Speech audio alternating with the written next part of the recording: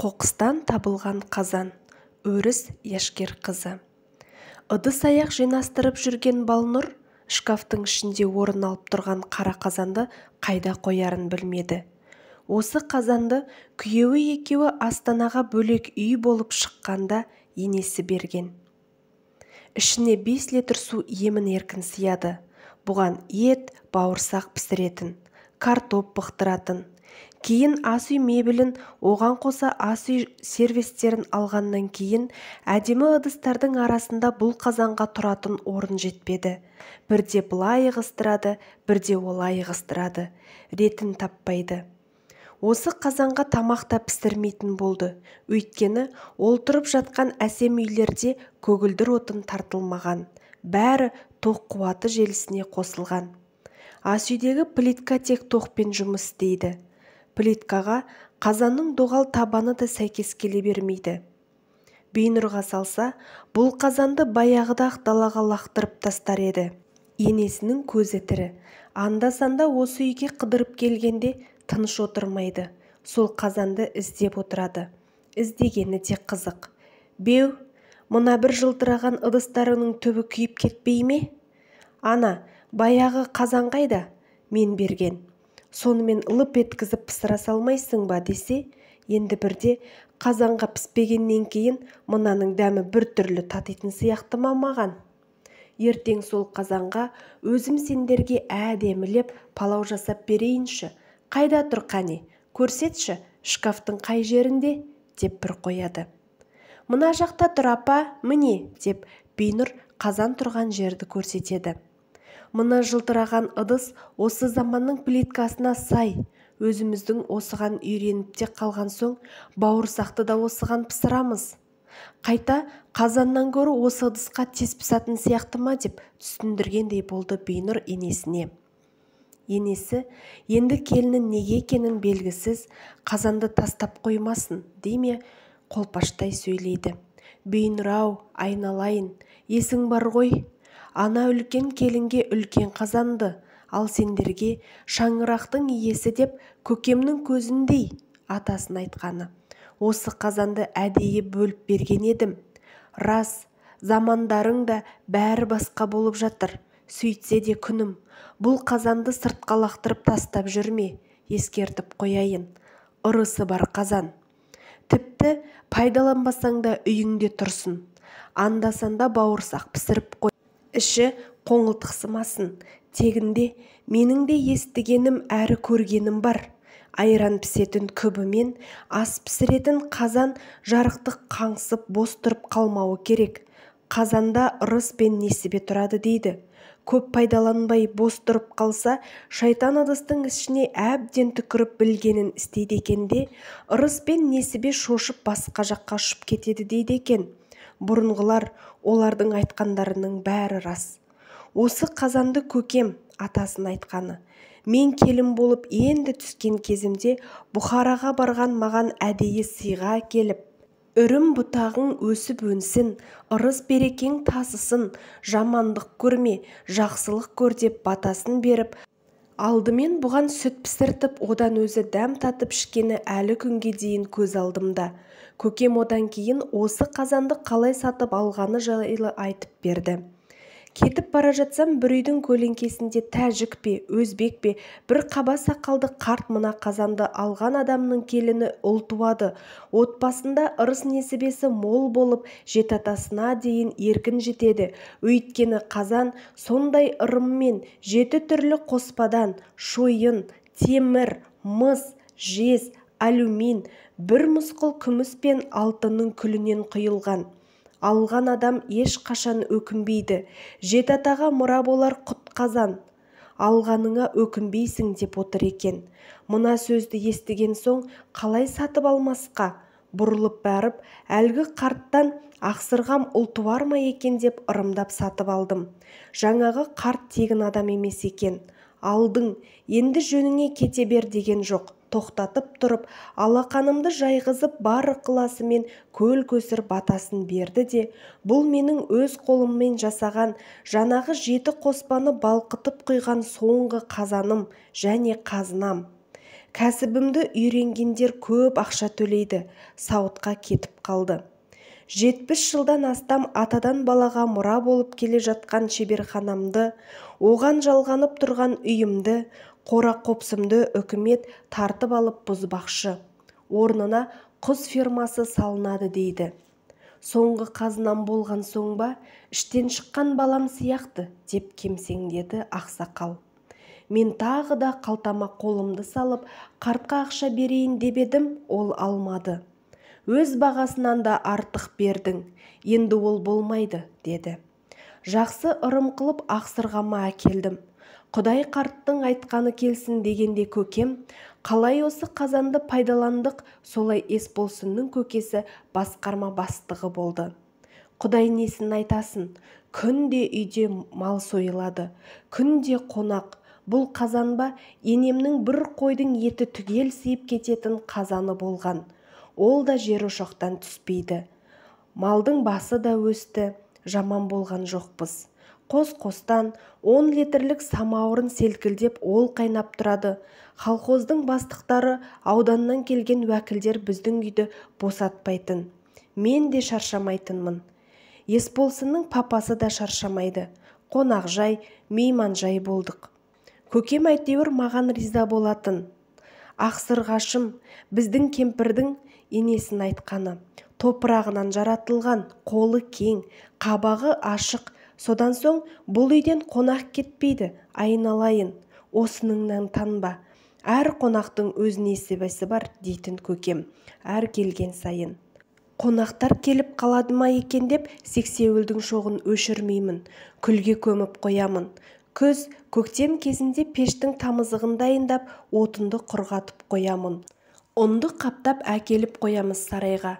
Жер ошақтан от босамайды. Мен де жаспын ғой, шаршамаймын. Сол жылы аяғым ауыр еді. Есболсынның ағасы Көкболсын келді дүниеге. Той да той, әйтеуір бәрі жақсы болып жатты. Алғашқыда 3 бұзаулы сиыр көбейіп, 5 бұзаулы болды. Оның сүтін пысырып, айран ұйытып, құрт жасау бәріне үлгеремін ғой. Ашытқы мен бауырсақты да осы қазанға ыстықтай пісіре саламын. Келген адамның бәрі риза. Ауданда бір уәкілдердің ішінен кәрі сұлтынан біреу біздің ауылға 1 айға командировкаға келген екен. Өзі бойы аласа, өте арық кісі. Көзінде көзілдірік. Бастықтар ойыншыны аралас әзілдеп айтыпты оған. Басқарма бастығы Майлыбаев Бекбосынның үйіне жат. Әйелі ақсырға сені 1 айда семіртіп шығарады деп. Айтқанындай, сол кәріс уәкіл біздің үйде әппақ болып семіріп, қарны шығып, кетерінде маған риза болған шығар. Сен, мынау әйел деп бас бармағын көрсетіп кетті. Осыларды қазір ойлап отырсам, өзіме өзім сенбеймін. Тыңдап отырған сенбейсің ғой, деді енесі Бейнұрға қарап. Жоқ апа, о не дегеніңіз? Мен сенемін сізге. Сіз туралы көп жақсы әңгімелер естігенмін. Сіз басқарманың жұбайы болғансыз. Көрікті болыпсыз. Есболсынмен бірге оқыған сыныптас бір қыз бар ғой? Ауылда мектепте мұғалім. Жанерке. Сол айтқан маған. Сенің енең жас күніңден білеміз. Ол кісі түске дейін бір көйлек, түстен кейін бір көйлек киетін керім кісі болған деп. Жанерке айтты ма? Көрші болдық қой. Өйтпегенде ше. Келімді кетімді кісі көп. Таңертең кешке сиыр сауырда бір көйлек киемін, етегі топыраққа тиіп бүлінеді ғой айналайын. Ауылдағылар соны айтады да. Күн үсіп кетеді, онда жұқа көйлек кием. Қолымызда машина, сыр еткізіп тіге саламын. Тауарды өздері әптелепкеге әкеліп береді ол кезде. Таңдағанымды аламын.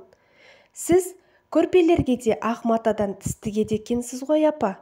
Ол кезде ауылдағылар ондай тіспен көрпелерін қаптамайды ғой. Неге өйтпеймін? Басқарманың үйі болған соң, қонған адам жиіркенбесін деймін.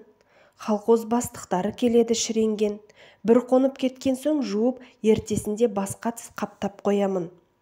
Сол келгенде енесі Бейнұрға осылай бір шешіліп сөйлеген.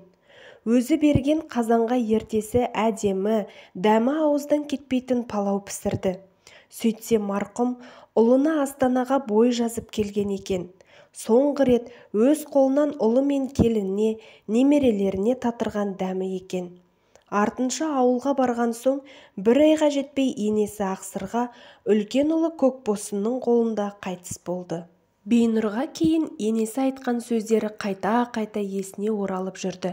Бір күні күйеуі Есболсын 3 бөлмелі пәтер алып, Есілдің сол жағалауына көшетін болды.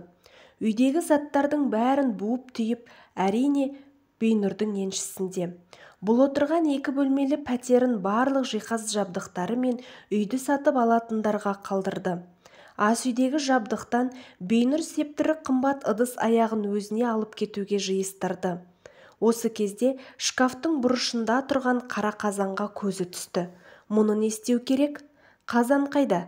Деп сұрайтын ене жоқ. Ойланып жатпастан целлофанға оралған күйі даладағы қоқыс жәшігінің қасына апарып қойды. Біреулерге керек болса алар деді. Дәл сол күні жаңа ғана тұрмысқа шыққан Айзада қоқыс тастауға келді. Көзі дөңгеленген бір қазанға түсті. Жас отбасы болған соң бәрі керек. Өткенде бір қазан алғысы келген, алайда ақшаны үнемдеп ала алмай келесі айлыққа қалдырған. Егер мына қазанды алып жуып шайып пайдалансам нем кетеді? Бір байлар мұны қажетсінбей тастаған шығар. Әбден ысқылаймын, тазартамын, пайдаланамын деді де жас келіншек қазанды үйіне алып келді. Өзі есептеген қаражатты үнемдегеніне көңілденіп сала берді. Пәтер ақыға онша төлейміз, тамаққа мұнша қалдыруымыз керек. Бір айлық жол жүретін билетке мұнша қалу керек деп айлық алғанда бөлшектегенде де дым болмайды. Қазан бар, қалған ыдыс аяқ әзірге тоқтай тұрады деп көңілденгені сол. Ертесінде қазанды ерінбей ысты. Бұрын қатты ысылмаған қазан екен, ысқан сайын жарқырай түсті. Ішінде сыртын да ысып, Айзада оны су жаңа етті. Айзаданың әжесі айтып отыратын, қандай да бір жаңа ыдысты пайдаланар алдында жақсы тілек айтып барып қолдану керек дейтін.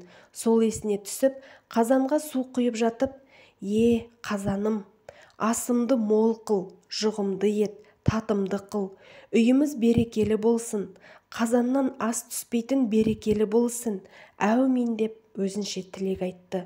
Осыны айтып тұрып, аузыма түспейтін сөздер қайдан түсіп жатыр? Құдай-ай, нағыз әжелердей деп таңғалды. Артынша Айзаданың күйеуі Жахан қуанышты хабар алып келді. Біздің мекемеде бір кісі Жапонияға отбасымен 2 жылдық оқуға кетті. Ол пәтерін 2 жылға маған қалдырды. Пәтерақы төлемейміз. Тек ай сайынғы коммуналдық төлемдерін төлеп тұрсаңдар болды деп келді күйеуі. Ертең көшеміз. Айына 90 мың төлейтін пәтерақыдан құтылғанына екеуі де мәз болды. Жаңа пәтерге көшіп, олар үлкен дастархан жасап, ұжымдағыларын шақырды. Қоқыстан табылған қазанның ішінде жылқының еті бүлкілдеп қайнап жатты. Бұдан кейін қуанышты хабар Айзаданың аяғы ауыр болып, оның қуанышы аталды. Дүниеге ұл сәби келді. Оның тойы тойланды. Қара қазан ылғи қайнаудан босаған емес. Жаханның қызметі өсті, тойланды. Жахан мемлекеттік бағдарламамен берілетін үй кезегіне ілікті, тойланды. Одан соң көп ұзамай үй алды, тойланды. Жас отбасы осылай үсті-үстіне бақытқа кенеле берді. Айзада жас та болса аңғарғыш. Негізі осы қоқыстан тапқан қазанымда құт бар. Өлләхи, шын деп күйеуіне үнемі айтып отырады. Ал қазанды тастаған Бейнұр мен Есболсынның жаңа көшіп келген 3 бөлмелі пәтері құт әкелмеді. Кеден комитетінде қызмет ететін Есболсынға қарадан қарап жала жабылып істі болды. 3 бөлмелі пәтері сатылды. Қымбат көлігі ол да кетті. Сотқа, қорғаушыға ақша керек болып, Бейнұр үйдегі сатуға болатын дүниенің бәрін сатты. Септірі қымбат ыдысын арзан бағаға беруге мәжбүр болды. Өзінің бағалы алтын меруерттеріне дейін аямай ломбардқа өткізді. Әйтеуір 2 жыл дегенде жазықсыз жаладан арылып, Есболсын бәрінен құтылдау. Енді қазір жұмыссыз. Інісі істі болғаннан кейін ағасы ауылында ағайындарды жинап құдай ас берген. Ауланың ішінде үлкен қара қазанда тұтас бір қойдың еті қайнап жатты. Әйелдер жағалай отырып етке нан әзірлеуде. Үйдің көлеңкесінде жас нәрестесін емізіп отырып Бейнұр бірден ошақ басына жүгірді. «Жеңеше!» деді ол абысынына. «Мынау үлкен қазан баяғыда апам берген қазан ғой?» «Иә» деді. «Дәл өзі, жай сұрадың ба? Маған елде отырсың, саған осы қазан лайық деп маған берген. Саған өзінің қолындағы күнделікті ұстап жүрген қазан берген еді ғой?» «Иә жеңеше, берді. Мен дұрыс жасамадым. Сол қазанда құт бар еді ғой, мен құрттым. Оны құтты қашырдым жеңеше. Апам байғұс қайтыс боларының алдында үйге келгенде айналайын, түсінесің ғой, ақылың бар ғой деп жұмсарта отырып бәрін түсіндіргенін түсінбеппін. Ақымақтығымды қарашы жеңеше деп солқылдап жылап жіберді. Сол жерде ағайындылардың әйелдері жиналып не болды, неге жылап жатыр деп сұрап әуре болуда. Бейнұр солқылдап әбден жылап болған соң енесінің өз үйіне келгендегі қазан тарихы жайлы әңгімесін және қазанды құрметтеу жайлы өсиетін, соңғы рет өз қолымен дәмді палау әзірлеп бергенін айтып бергенде әйелдер түгелдей көздеріне жас алды. Шіркін, Ақсырға енеміз алтын адам еді ғой, бүкіл ауыл әлі тамсанады. Ол кісінің істеген істеріне деп әрқайсысы еске алысты. Анау 3 бөлмелі үйге көшерде қазанды қоқысқа өзім апарып тастадым ғой. Ал содан соң қараңыздаршы, сол үй бізге опа берді ме? Бермеді. Миыма мына бүгін үлкен дәу қазанды көргенде келіп отыр. Өкініштімін, қайтейін. Апамның айтқанын істемегені ме, ырыс несібе дегеннің түп тамырын түсінбегені ме, дей берді Бейнұр. Оқыған Шығыс қызы. Достар, менің баяндап айтып беріп жатқан әңгімелерім сіздерге ұнаған болса, менің арнама тіркеліп, лайк басып, комментарийға өз ойларыңызды жазып кетулеріңізді сұраймын. Бұл сіздер үшін 1 минуттық іс болғанымен, менің арнамның дамуына қосар үлестеріңіз зор болмақ.